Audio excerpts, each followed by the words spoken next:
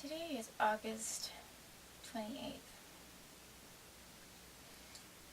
and yesterday I went on a little bit of a tangent, which I thought had its own purpose, but where I left off was approximately 1998, 99, and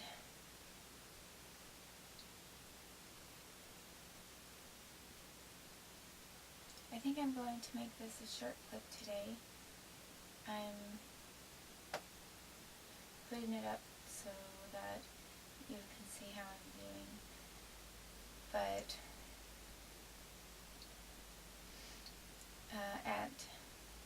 after that point, after I was raped twice,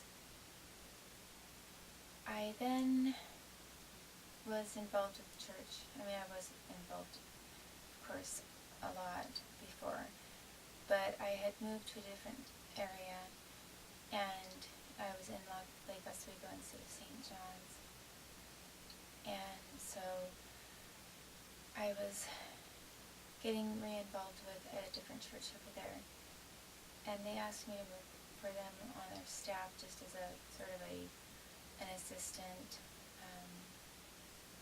kind of the all-around person who filled in for different things here and there.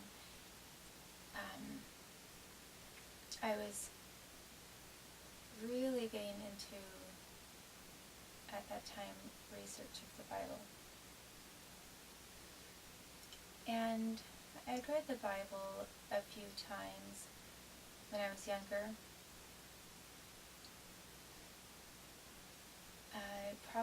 I don't remember ever reading it just cover to cover in that order, but I would read books at a time, and altogether probably read it several times.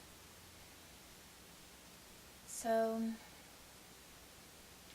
I was then really getting into what they call exegesis, and exegesis is I think, Greek term for in-depth study of the scriptures.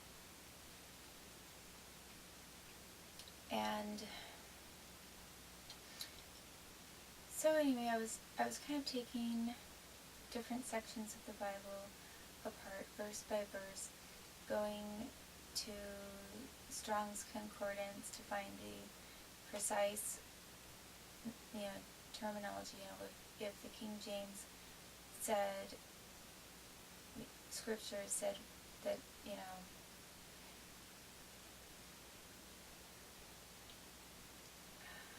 how do I describe? Well, it said something about, for example, use the word fast. Well, then what does fast mean in Hebrew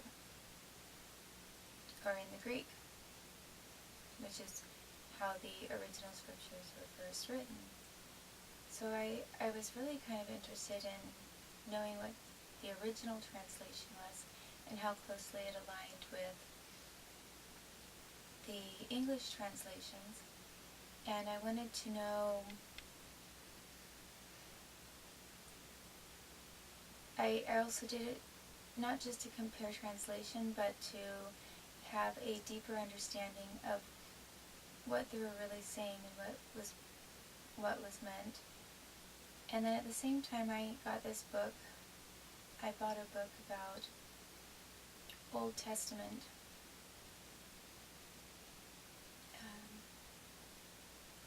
traditions, because I felt that having better insights into how things were in that culture so long ago would help shed light then on the scriptures and what they were saying later, because they were talking to a culture at that time that was living in a specific time frame and had lived in a certain environment and had a kind of life. And just knowing what some of the people were accustomed to doing and what their beliefs were, what they were surrounded by, I thought would also help me to understand the Bible better. So I was doing a very in-depth self-study. It was my own personal interest. And I continued to do that while I was working on staff for this church because it wasn't something they asked me to do. It was that I had been doing that on my own anyway. And possibly I got into it. I may have gotten into studying the Bible in that way, maybe after I was raped, because around that time I was really wondering if I had to stay with that person and try to understand what I thought the laws were and what God would want for me. So I was very conservative, very wanting to go by the book. And, I mean, I had faith. I wouldn't say I was just legalistic.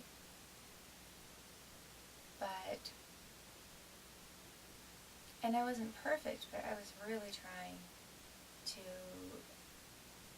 find out what it was that I was supposed to do and then trying to do it as much as I could. And I felt that the best way for me to understand how to do that would be to have in-depth knowledge of the Bible. Okay, so again, not a lot of people that I could relate to on that level, even if I was very social otherwise. I didn't know anybody else who was really doing that, but it was my project.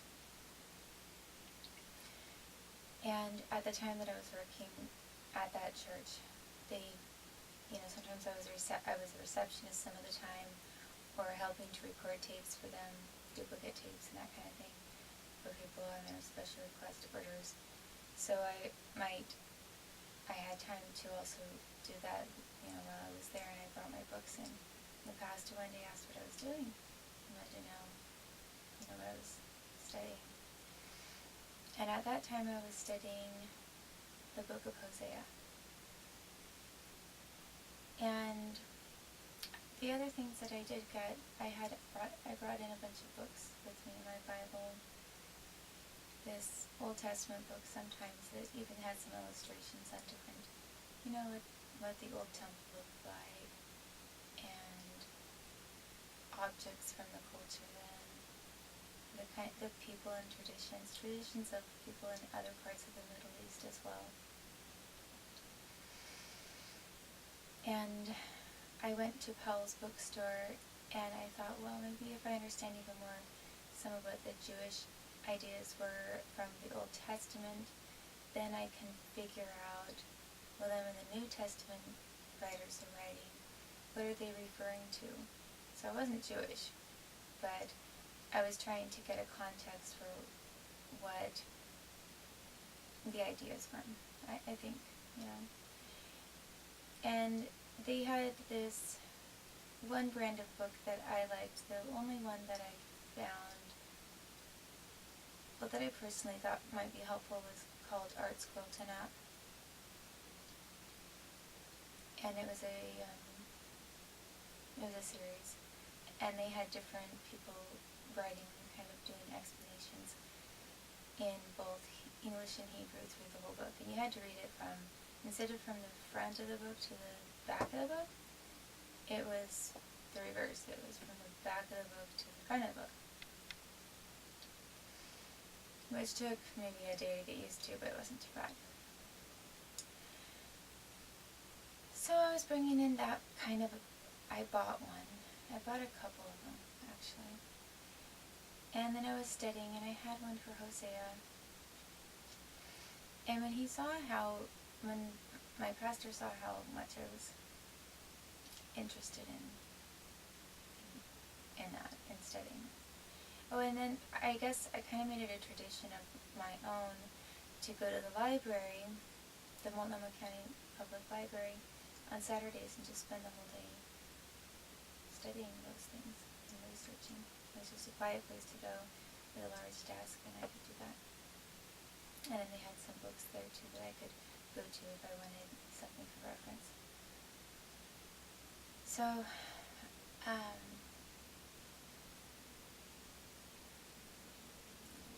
my pastor recommended that I go to, he said, I know of this place that you really might like to look into because they have a very large religious library and you might find that helpful.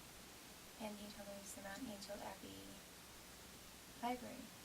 And I said, well, what's that? And he said, it's a monastery. I said, a monastery? I had no idea that monasteries still existed. I had never heard of a monastery in modern times. I mean, like I said, it was just a monastery. And it appealed to me, number one, because I was doing religious studies, so of course if there were books there, as he said, a really exhaustive collection, then that would help me with my research. And then secondly, I thought, well, a bunch of men, celibate men, are not going to, bother me or hinder me in any way while I'm studying. And then I guess also I was very kind of curious. I mean, have a little bit of a taste for adventure and learning new things and finding out about new things. And so, hearing that there was a monastery sounded so mysterious to me and sort of romantic. And, I mean, romantic in the sense of old-fashioned and mysterious, like, very different. So, in the same way that, for example, I got books on Nepal, and I had some different books on Nepal because it was such a mysterious and romantic sounding place. It was so far removed from Western civilization. I thought that it appealed to me just because of the mystery of it and the people there and their practices and what did they do and how did they live. So since it sounded like this really ancient time warp of a thing, I thought, and because it definitely applied to the research, it was a practical thing for me to do, I went ahead and took his recommendation. So that's why and how I ended up at the Mount Angel Abbey. I'm going to leave this post here for today, and thank you for your time,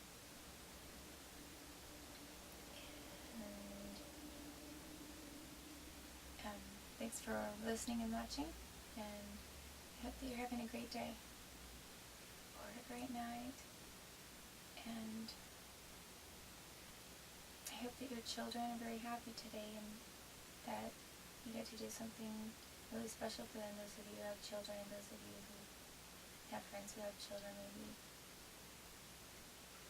go out of your way to give them an extra attention. My son is starting school today. I don't know if he's very excited or not. Probably, I think he likes school. I don't know if he likes that school very much. He should be with his mother, and he should be going to school over here where I am. But with my son in my thoughts, I also think of your kids and hope that they're having a good day as well.